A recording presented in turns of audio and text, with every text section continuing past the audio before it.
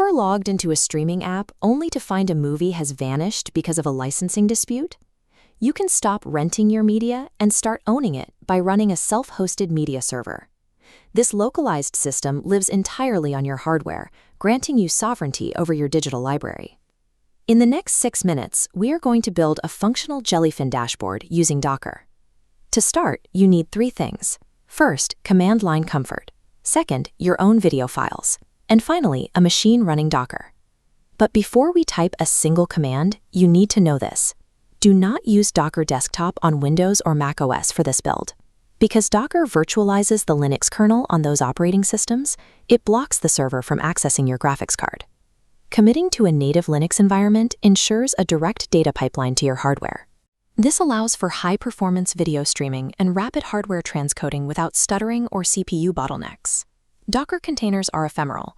If you save your settings or watch history purely inside the container, that data is wiped the second the container updates or restarts.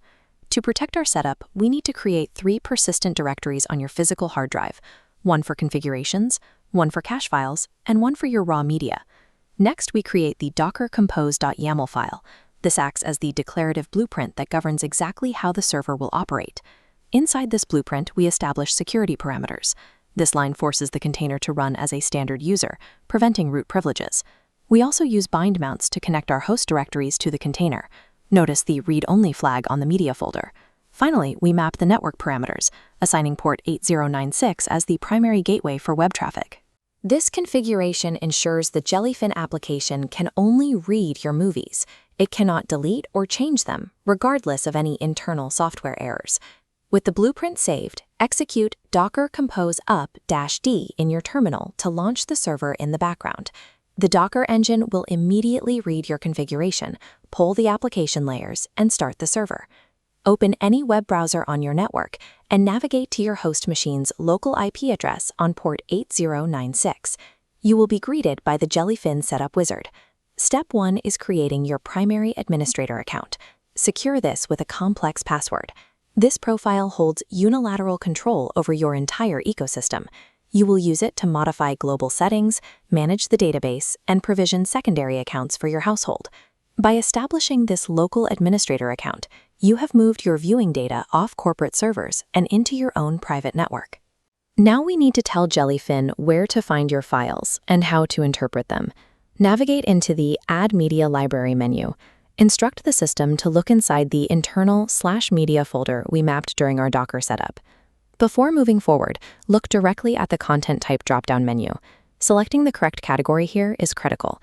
If you select movies, Jellyfin routes your file names through a cinematic database to download posters and cast data. If you select TV shows, the scraper searches specifically for episodic naming structures like Season 1, Episode 4. Strictly adhering to these categorization rules allows Jellyfin to automatically organize raw file names into a metadata-rich streaming interface without manual labor. Once the background scan completes, the dashboard updates, replacing your list of raw video files with a library of high-resolution cinematic posters and metadata. Click play on any title to verify that the video streams flawlessly directly within your local browser. While the browser is our starting point, Jellyfin also supports dedicated applications for Android TV and the NVIDIA Shield. And for users entrenched in the Apple ecosystem, the community-engineered Swiftfin, a native client built from scratch to maximize playback performance on iOS and Apple TV. With the local network running, the next step is establishing secure remote access using a Tailscale VPN tunnel to bypass your router's firewall. You have successfully reclaimed digital ownership. You now operate a private, multi-device streaming system achieved entirely without a single corporate subscription fee or a compromised byte of personal data.